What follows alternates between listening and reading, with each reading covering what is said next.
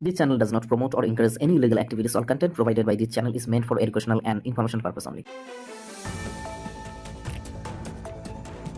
লটারিতে রাতারাতি কোটিপতি হলদিবাড়ির এক ক্ষুদ্র লটারি বিক্রেতা। জানা যায় টিকিট বিক্রি না হয় সেই টিকিট তিনি নিজেই রেখে দিয়েছিলেন, আর সেই টিকিটেই একেবারে কোটিপতি। জানা যায় গিয়েছে সেই ক্ষুদ্র টিকিট বিক্রেতার নাম হলো চন্দন রায়। তার বাড়ি হলদিবাড়ি ব্লকের বক্সিগঞ্জ গ্রাম পঞ্চায়েতের বস রজপালা হরিমন্দির এলাকায়। চন্দনের প্রতিনিয়ত কাকাপাড়া মোড়ে ফুটপাতে লটারি বিক্রি করে। বুধবার রাতে ডিয়ার কোম্পানি নাগাল্যান্ড সেটের একটি লট 100 সিরিজের লটারির বই বিক্রি না হয় সেটা নিজে রেখে দিয়েছিল, আর তাতেই সে জিতে যায় 1 কোটি টাকা।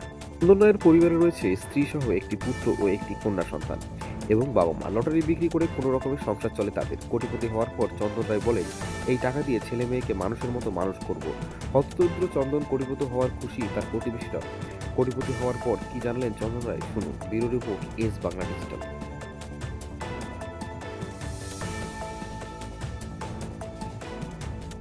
কি নাম আপনার? চন্দন রায়। কি কাজ করেন আপনি? আমি তো লটারি বেচি, টুকিটাকি হালকা করে একটু। বললাম গতকাল রাতে 1 কোটি টাকা লটারি লাগছে, সেটা আপনি পেয়েছেন শুনলাম। মানে অ্যাকচুয়াল কি হয়েছিল বলেন তো?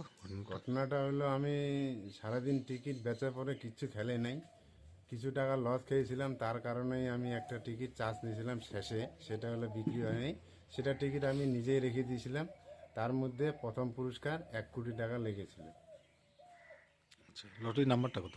লটারির নাম্বার হচ্ছে 98 এ 3 দিয়ে 29 73 নাম্বার সেটা।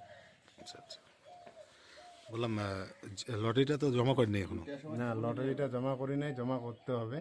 আচ্ছা, বললাম এই টাকা দিয়ে কি করবেন আপনি? এই টাকা দিয়ে এখন আমার বাচ্চা কাচ্চা আছে, বাবা মা আছে, এখন চিন্তা ভাবনা করি তাদের যদি ভবিষ্যৎ কিছু করা যায় সেই চেষ্টায় আমি থাকবো, এই আর কি। আচ্ছা, বললাম এর আগে কি পেয়েছিলেন? এর আগে আমি পাই নাই, অনেক দিক থেকেই আমি টিকিটে যুক্ত আছি। এটাই আমার লাইফের প্রথম পুরস্কার এবার পেয়েছি আমি। বললাম এখন তো আপনি কোটিপতি, কেমন লাগছে? সেটা তো যাই হোক, নিজেকে একটু ভালোই লাগতেছে। এতদিন পর ঠাকুর যাই হোক বাবা মার আশীর্বাদে হয়েছে, একটু ভালোই লাগতেছে। ছেলেগুলোকে একটু মোটামুটি যতদূর চেষ্টা করতে পারি আমি, ওদেরকে নিয়ে একটু চিন্তা ভাবনা করতে হবে।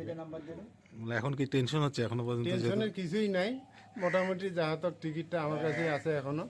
এটা যত তাড়াতাড়ি হয় আমি জিনিসটা করতে পারলে ভালো হয়, এইটাই আর কি। ঠিক আছে, কি নাম আপনার? চন্দন রায়। বাড়ি কোথায়? বাড়ি হলো আমার, ওইটা হলো বসতবালা বক্সিগঞ্জ। আপনি কি বাইক বা স্কুটার কেনার কথা ভাবছেন? তাহলে এখনই চলে আসুন দিনহাটা ইয়ামাহা অটো সেন্টারে এবং নিজ হাতে পছন্দ করে নিয়ে যান আপনার স্বপ্নের বাইক বা স্কুটার। আমাদের এখানে রয়েছে বিভিন্ন মডেলের বাইক ও স্কুটারের বিশাল সমাহার। রয়েছে স্বল্প ডাউন পেমেন্ট, ন্যূনতম ডকুমেন্টস ও সহজ ইএমআই এর সুবিধা। এছাড়াও রয়েছে যে কোনো কোম্পানির পুরনো গাড়ি এক্সচেঞ্জের সুবিধা।